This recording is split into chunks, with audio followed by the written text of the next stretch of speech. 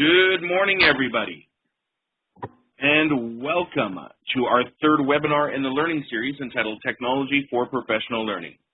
My name is Ian Landy, and I am Principal out in Sorrento, and I will be one of the moderators for today's session. We are also joined by John Tyler, and we are here to help facilitate. Before we begin, I wanted to point out a few of the system's logistics. To limit any audio feedback, we have muted the audience's ability to send audio.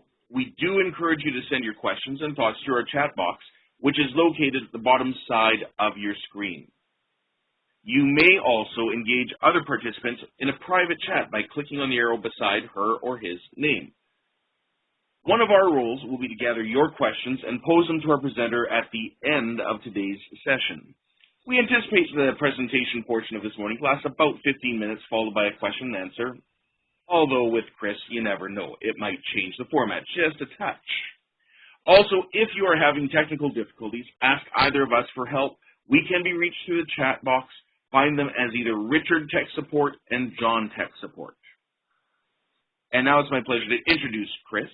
Chris Kennedy is Superintendent of West Vancouver School District. He's also a regular blogger and even admitted on last week's blog that he has a wide cross-section of music tastes, probably from his regular running and other such athletic pursuits. Taste ranging from Shaggy to Weezer. Not seeing a lot of Canadian content, but close to the U.S. border, I guess you're getting some of those KJR stations from Seattle. Chris has been inspiring his willingness to share, connect, and be vulnerable through his blog, and of course to provide leadership. All key elements that connect to the topic today, fostering effective relationships. And now, Chris Kennedy. Thanks, Ian. Good morning, everyone. Ian, I was just too embarrassed to talk about my love of Maestro Fresh West last week in my blog, but he definitely would have made it. I'm looking forward to this. We'll do it the next 15 or 20 minutes. It'll be a little different than the last couple weeks. I've enjoyed both of those sessions, but I'm going to try a couple new things, take a bit of risk in the session that we're having here this morning. So fostering effective relationships. I want to start us off, and I'm going to try to get us all engaged in this first part here. I want to play a quick round of awesome or not. So awesome or not is a really simple structure. Some of you might have used this with your staff or you're teaching in a classroom. Awesome or not is that I'll ask a question, and I'd like everybody to respond in the text box. And simply, you either write awesome or not, and then a really quick sort of 10-word explanation of why you think something is either awesome or not. So we'll do two rounds of it this morning. Our first round of awesome or not is being good friends with teachers on staff. And so I know most of us in this are principals and vice principals or district administrators. So is it awesome or not being good friends with teachers on staff? So if you just write that word, awesome, or write the word not, and then a quick 5 to 10 words on why you think that.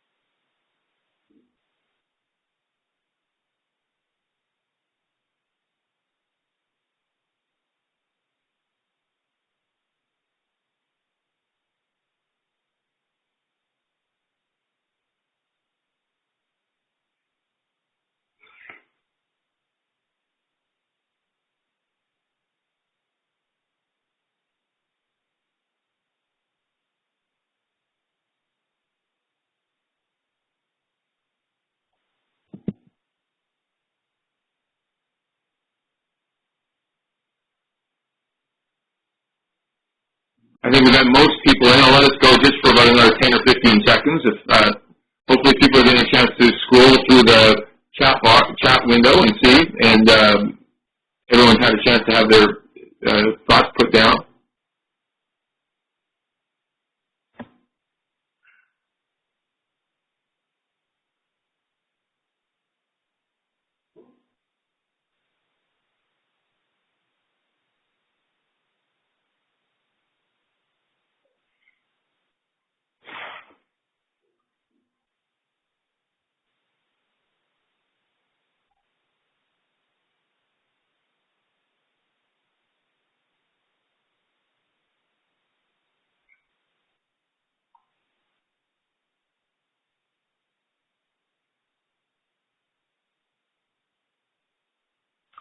All right, we'll wrap up that first question. Pretty interesting. I think most of us sort of steer towards it being awesome, but a number of caveats as well.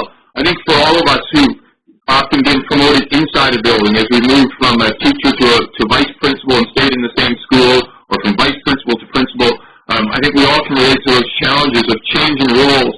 And often we have these wonderful relationships, and it is that challenge as we sort of redefine them in the new roles that we take on. We'll do one more round of awesome or not, and our second question is the connections you have made digitally. So when you think about your engagement in online, whether that's through blogs or through Twitter or Facebook or other ways that you've connected online, awesome or not?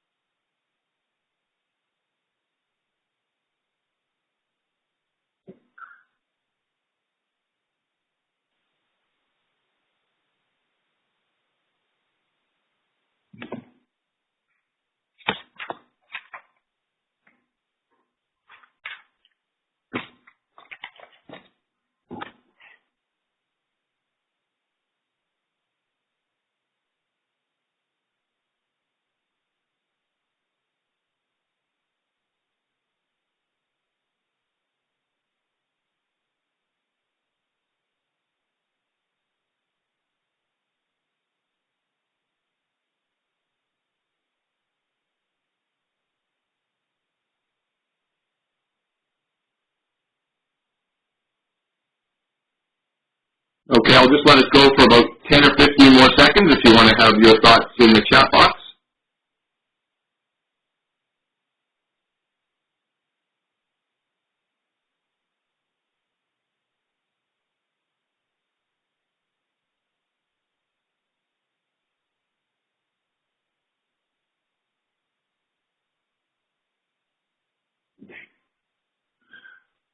All right, so we'll wrap up that one.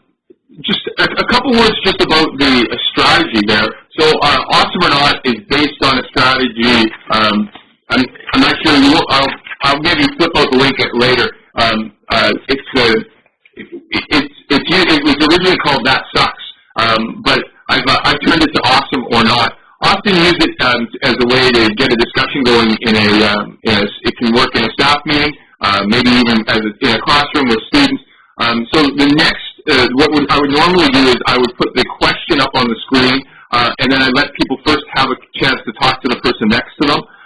Also, at times you can use it and get people to to stand in a line from people who think it is most awesome to an idea to something that is least awesome.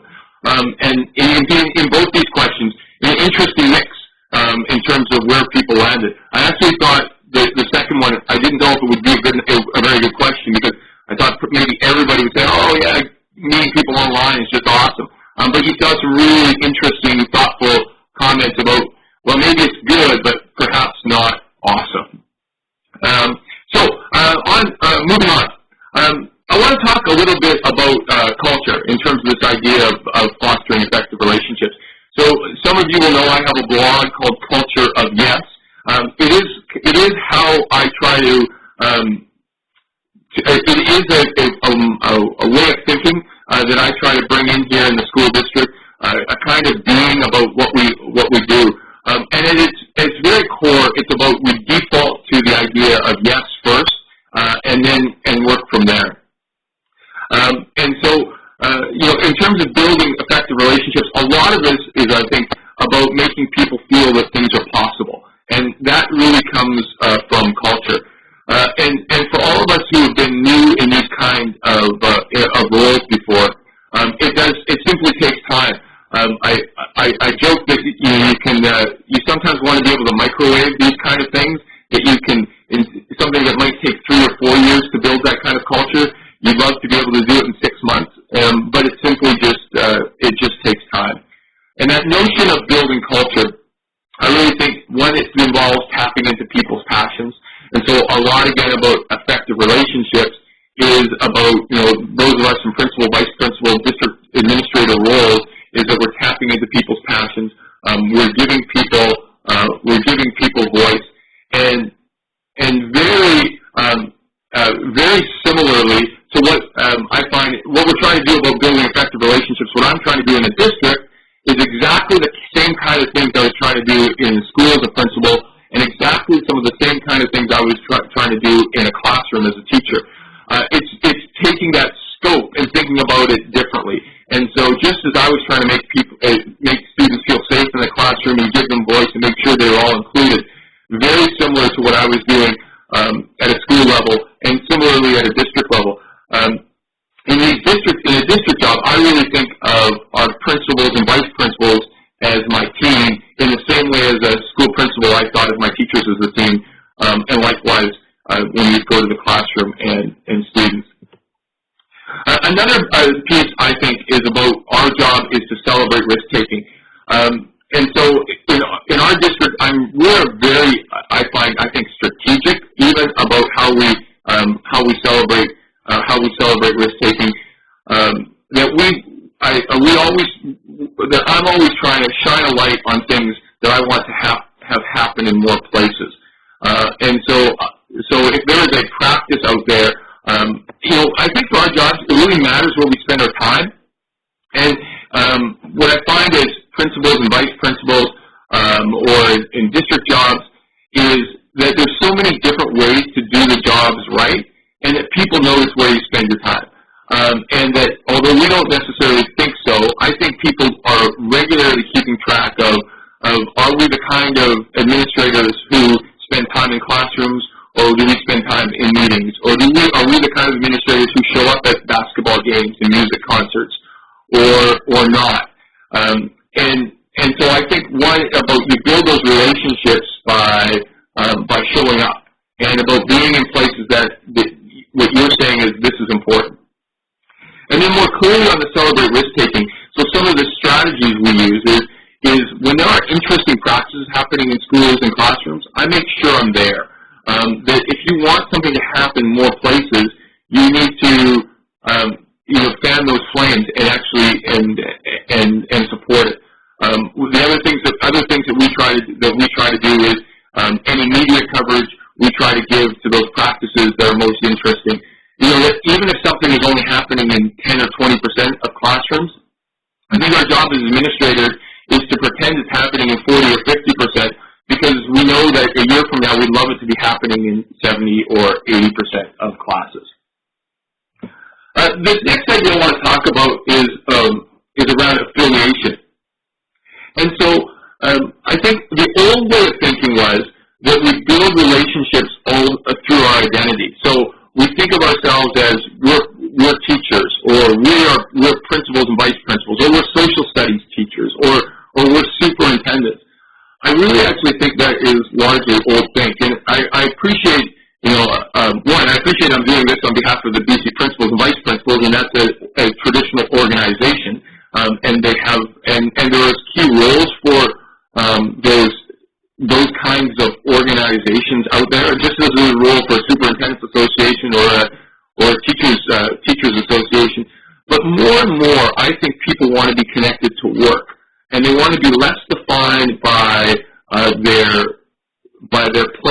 their job title, and more defined and more connected into the work that they're doing.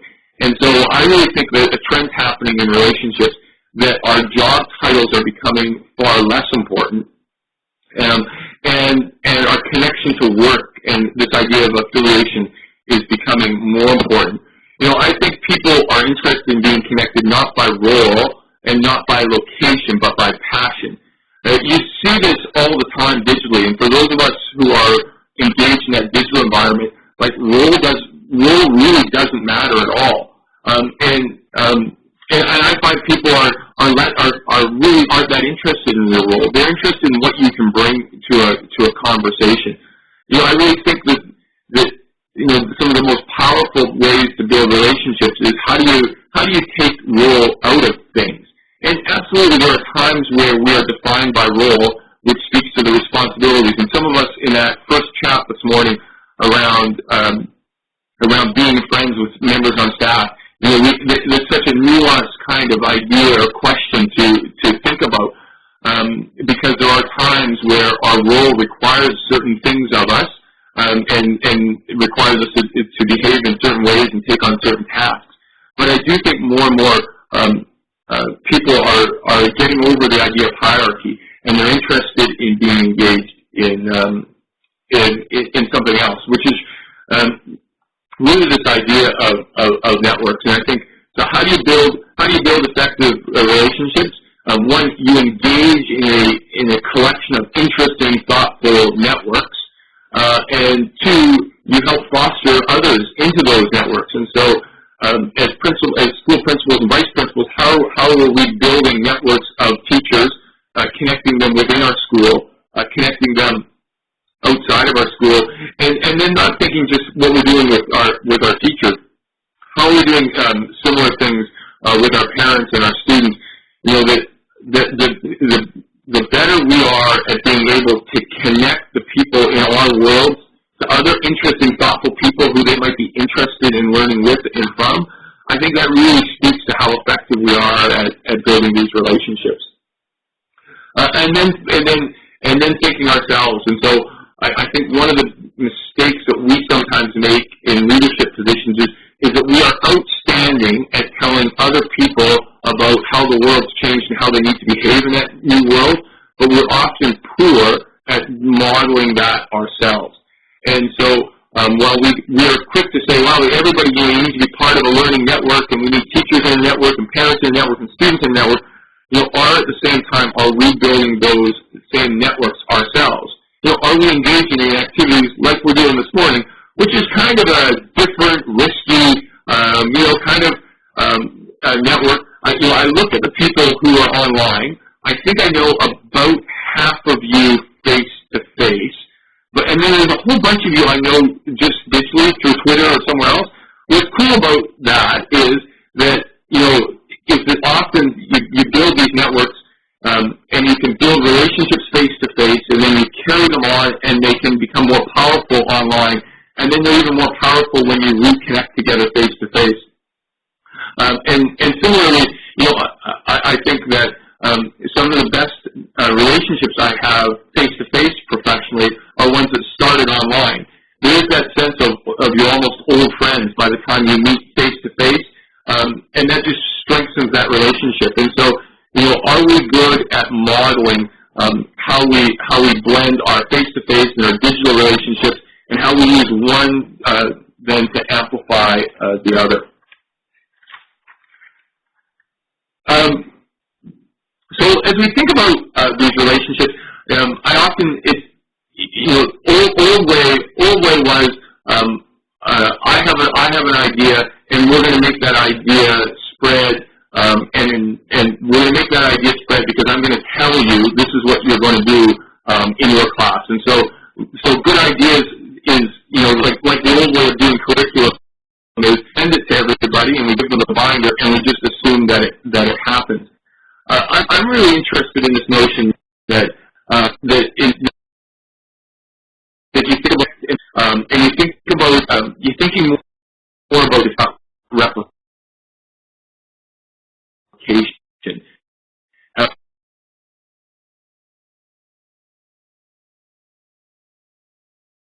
And so, like in a district, rather than trying to create 17 McDonald's franchises in a school district where we serve the same product in each of them, what we're trying to do is each of them take on what's interested in their community, which is built around sort of the passions of students, teachers, and parents, and then we're trying to connect that in together. I think then our jobs as school and district administrators is to help weave that together into a story. Rather than us announcing what the story is and then hoping everybody follows through with it, is to try to build a story based on those ideas connecting together.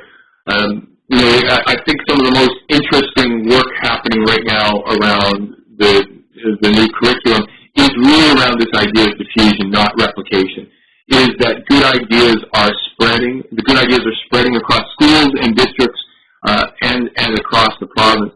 As you're thinking about next year and taking that idea of building effective relationships, and probably all of us are thinking a lot about, so what does the curriculum, the redesigned curriculum, how does that play into the conversations we're going to have next year?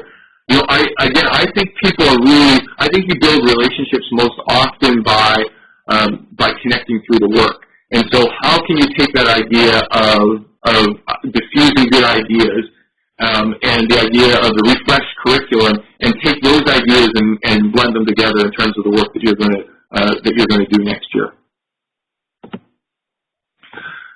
So one of our challenges, I think, in schools is that it is very easy for a school to be a collection of independent contractors who share a parking lot. Our job is to make sure that schools become far more than that, because teaching and it can be an exceptionally isolating job, and that you can absolutely spend a career where you can close your doors in your classroom and just do your thing.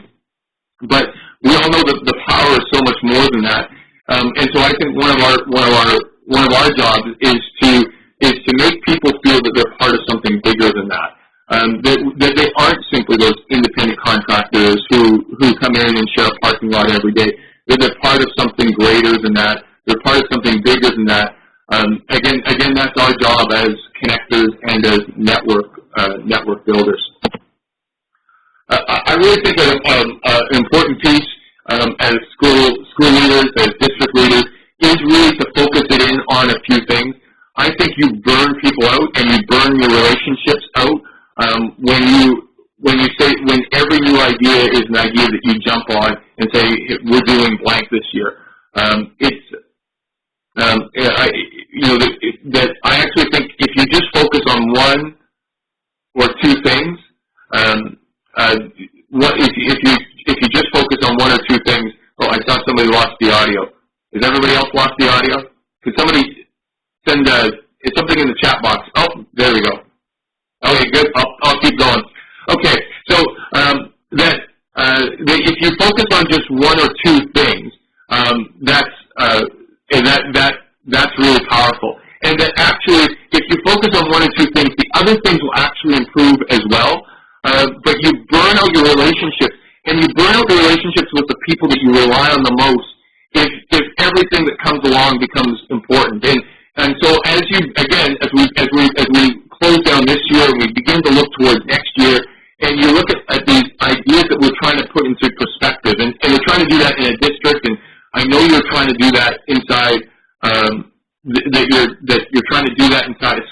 well. And so what place does curricula have, or the Aboriginal learning, or coding?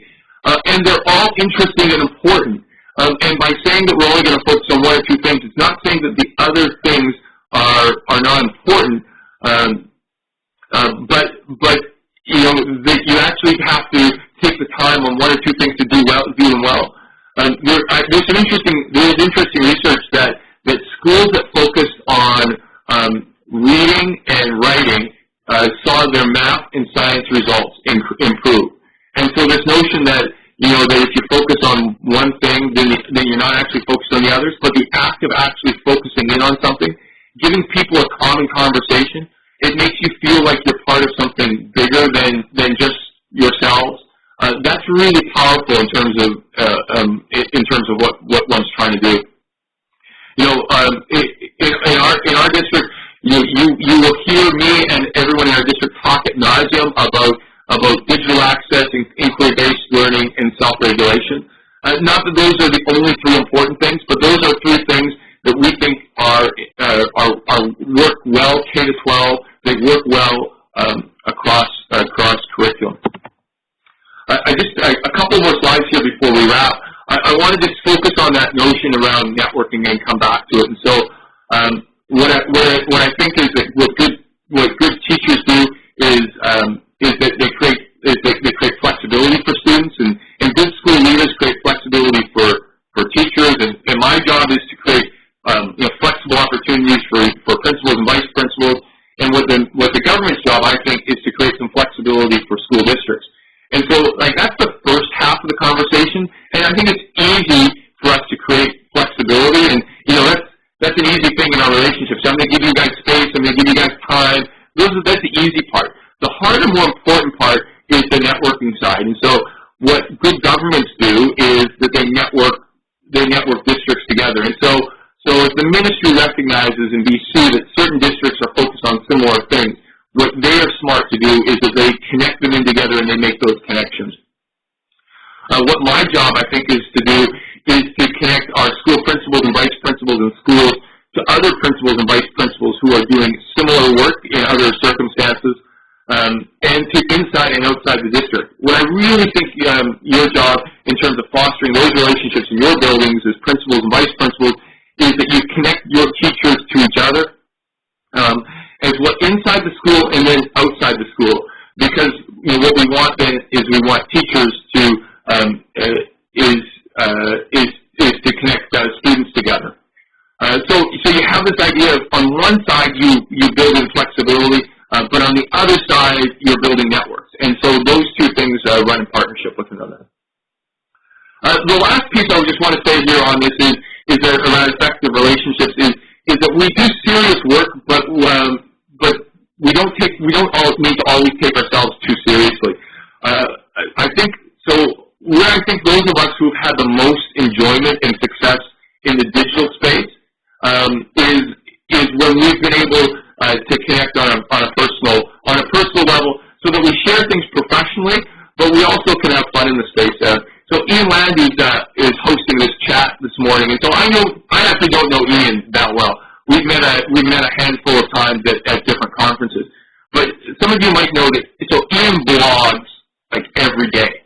I've never actually seen anybody do this. Every single day he posts a blog, and so I don't know Ian that well. But one day I posted a photo of Cal Ripken Jr. and called Ian Landy. He was the Cal Ripken Jr. blogging, and some might know. So Cal Ripken Jr.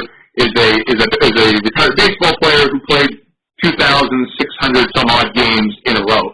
And so I began to call Ian the Cal Ripken of blogging. And what I think these kind of, and so after that we've had this real great interaction online, and we back and forth having a little fun with that.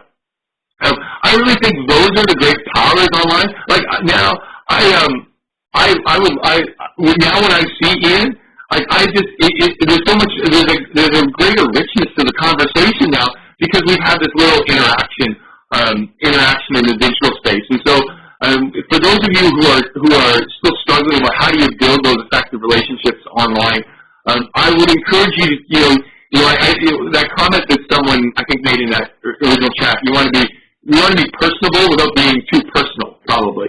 And still, most of the stuff that we share online, still most of what we share online is professional. But let's not take ourselves too seriously all the time.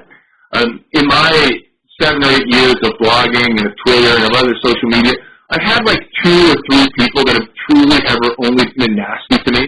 And they've probably been nasty to a bunch of you as well. And, like those kids who are nasty in the schoolyard, that shouldn't be defining about how we decide that we're going to act and behave. And that we know that the vast majority of people are like us, are wanting to connect and engage and build some community. So that was it for my piece this morning. I hope you might consider trying Awesome or Not as a future strategy. I hope there was something in there that resonated with you, and I saw Ian post in my blog. You're welcome to. I welcome you to connect there. Find me on Twitter at CHR Kennedy, or if there are other pieces that you want to follow up with, or you want the slides, I'm out there. You can find me, ckennedy at wvschools.ca. Thanks, everybody. If there's any questions, I'll hang around and answer in the chat box.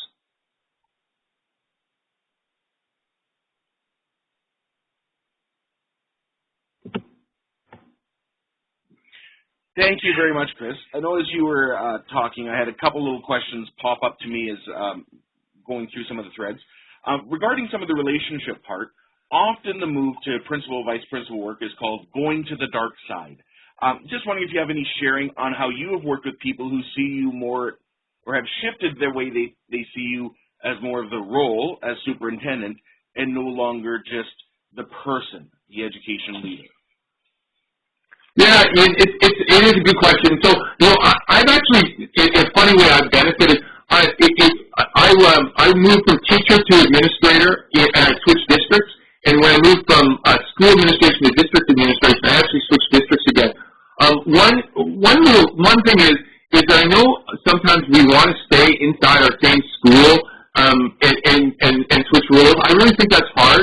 I think that those of you who have moved from teacher to administrator inside the same school, I think actually asking that you have a different experience is not a bad thing. I also think it's not a bad thing sometimes as you switch roles to switch school districts, and that we, I know that's easier for some of us like in Metro Vancouver than elsewhere. And then I guess the other piece of it, as your colleagues all of a sudden might call you, they make those kind of cutting remarks as you switch, as they go, you're now on the dark side. I guess I always take it, I appreciate that I don't know what their life experiences are, and whether that somebody's been burned at some point because of someone, is that you have to, you just accept them for where they are and where they're at with that kind of thinking. And I find over time that usually just wears off. That I wish that I could fast forward my relationships in a new job 6 months or 12 months, but in 12 months in, I find they take you for who you are and what you're about, and you sort of just got to suck it up. Sometimes those first little window of time in a new job, is some of those people make some of those kind of comments. Thank you very much. I was also thinking around balance. You mentioned that you don't want to have 17 franchise schools where everything looks the same no matter which door you enter, but instead focusing on the stories that come from those schools. Just curious, in your role, are you worried about the district becoming too diffused and having too many schools looking in too many different directions? Yeah, that is the balance, right? So I really try to stick in our district to those tenets, like self-regulation, inquiry, digital access, and so people build their sort of signature around those tenets. But yeah, you're right. Like if we become too different, then what is it that unites us as a school district? It is that ongoing. I call it a good tension.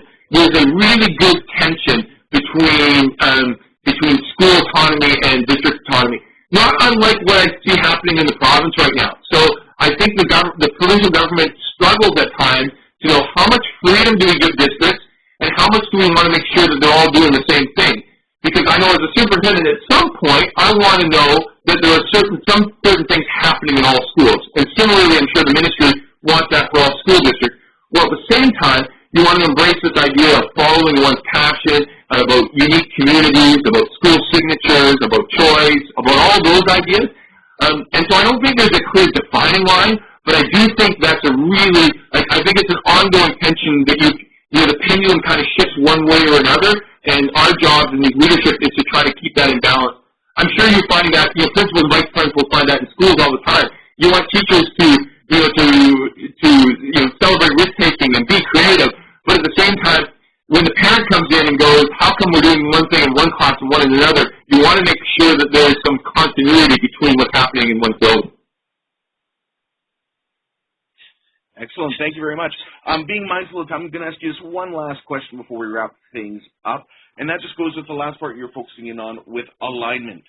Just wondering if you can tell us about a successful strategy that you've used to help build alignment within the district. Coming back to that part about focusing on a few things, because I know finding that alignment, even that common language, can be more complex than what people first think. Yeah, and so I think some sort of a process in schools or districts to just around values, what do we all believe? So what do we all believe about the new curriculum? What do we all believe we're trying to do? And so although there are documents out there that might say this is the purpose of blank, I think coming back on a staff at the beginning of the year or in a district and working with your principals and vice principals and asking questions around what's common and what do we all believe, I really think I think those are valuable exercises that it gets us on the same sort of philosophical view so that when we get into the work, that we know that we might do the work differently, but we're kind of in it together. And I'll just pick up before you probably close here. I saw you made that comment about in the chat box about that we often get told all districts do blank one way, and I just want to pick up on that. That I guess if there's one thing I have learned and continue to learn is that that is absolutely not true. And so if somebody in the district office says no, all districts are doing this blank, that's not true. Similarly, that not all schools do. There's so many multiple right ways about doing any of these things, and that's okay. And so that I think we need to flip that mindset about what are the other possible ways we can do this. It's exactly what we want to do with our students. We want students to think about what's possible, not that there's only one way of doing things. And so let's model that in schools and let's model that in the school district. Chris, that's a fabulous way to wind things up. I really want to thank you very much for taking the time and experimenting with us on this little professional learning experiment we are working with. Thank you so much for sharing your insight, being willing to interact and push us to think about what's awesome and what's not, all the ways through fabulous answers to questions on the fly. I want to also remind everyone that the registration link for next Tuesday's session is coming up. That will be with Suzanne Hoffman and Gordon Lee on providing instructional leadership, seeing a nice little couple pieces talking about how this has actually helped people in some of the more rural areas. I will enjoy that sentiment as well. Thank you very much, Chris. It's always great to learn with you. I hope everybody has a great day. Thank you very much for taking part on this Tuesday.